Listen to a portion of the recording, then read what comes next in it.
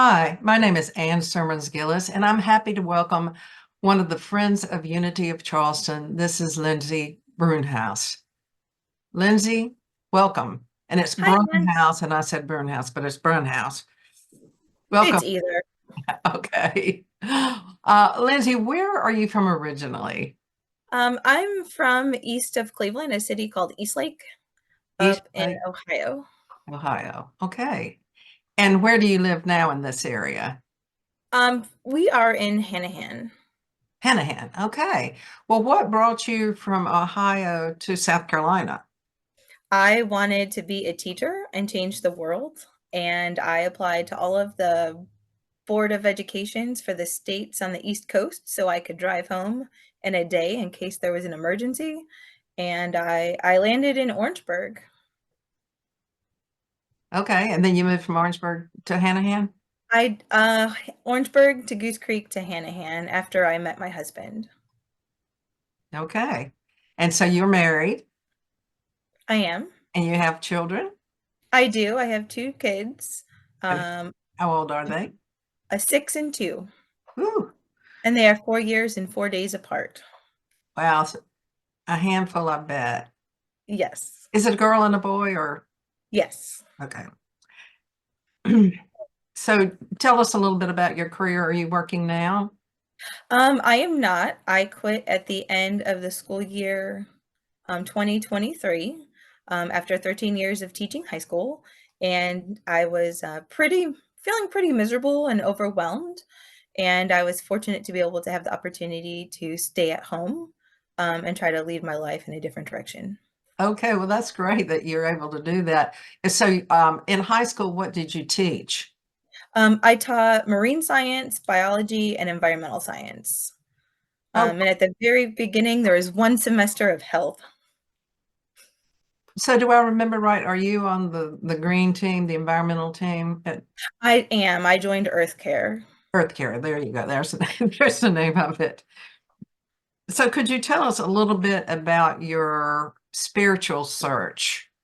When did you know that you were on a spiritual search or that you were, maybe you weren't and you just felt peaceful? Tell us your, Um, Still working on the peaceful feeling. At least getting that constantly. I think it started in college when I was exposed to more different types of people, and thought processes. I was attracted to the Pagans Club, and so I joined that. I also learned a little bit about yoga in college, and a little bit about Reiki. And I just started accumulating different sorts of books that drew my attention. Definitely judged them by the cover, the ones that were pretty, or had good titles. And then after college, just trying to connect with people in different groups and, people with similar thought processes. so how did you find unity?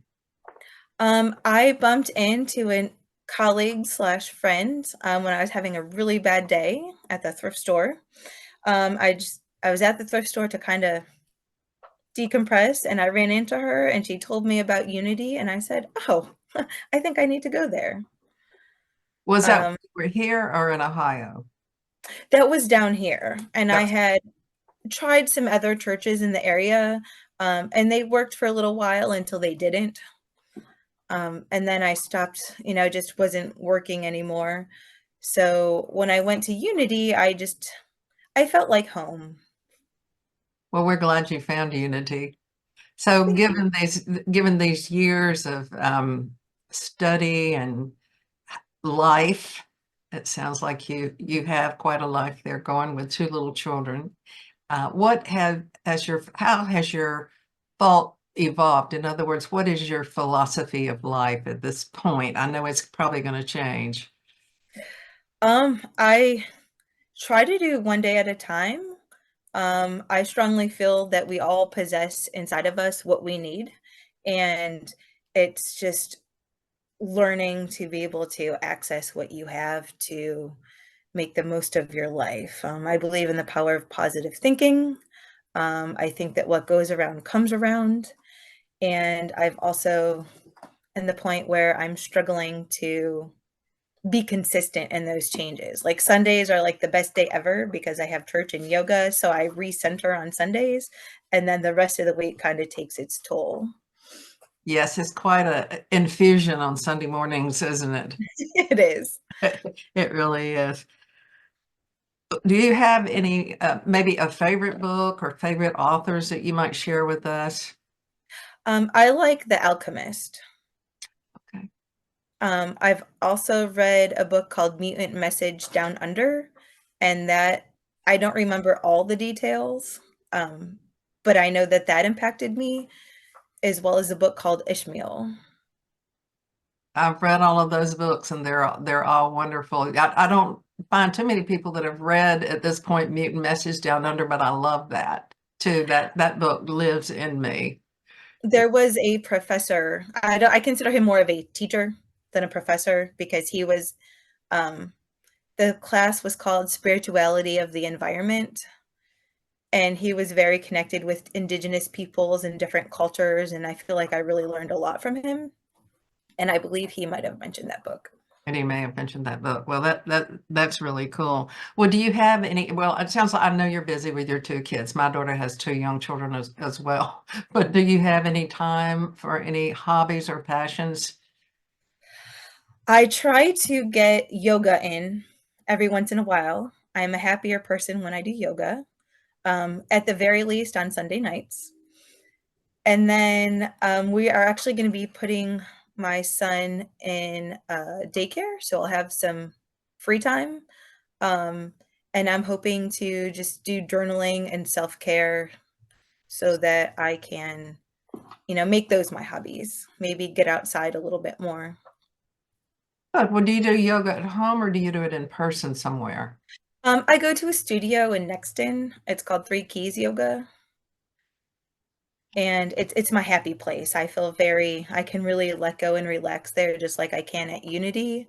So it's really nice. Um, if I ever manage to stay awake after I put my children to sleep, I would probably try to do it at home, but I Yeah. usually fall asleep with them. Well, it's you well, you really get it on Sunday then with yoga and church, and then you don't, and then you've got that, like you said, you got that whole week to go. Well, do you practice any spiritual practices on a daily or maybe just semi basis? The most s- regular I would say is just praying for God and say, God, please help me right now because I need your help. Yeah, that's the best prayer is just help me God, help me God, help me God. But others, I'm working up to it. Yeah, okay. Well, do you have any last words or any advice or that you might leave with us? Um, I think it's important to remember that you are you and you shouldn't compare your journey to anybody else's journey and feel like you have to keep up because you are where you are supposed to be. That is a powerful message, right? Make no comparisons. Well, thank you so much, Lindsay, for being here. I look forward then to seeing you in church. You're welcome, Anne, and thank you. I will definitely see you on Sunday. Okay. Goodbye. Bye.